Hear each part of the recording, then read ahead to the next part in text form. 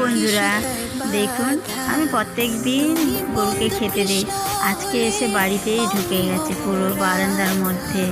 তা আমি এসেছে খেতে দিয়েছি, আর ও তো বেরোচ্ছে না, আমার মেয়ে ভয় পাচ্ছে। তা আমি চেষ্টা করছি বের করানো, বেরোচ্ছে না। আদর করছি, যা করি কিছুতে বেরোচ্ছে না।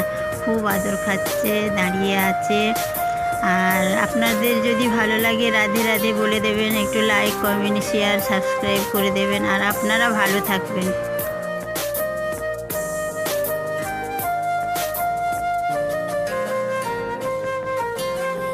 বৃন্দাবনে যখন তুমি বাঁশরি বাজাও, বাঁশির সুরে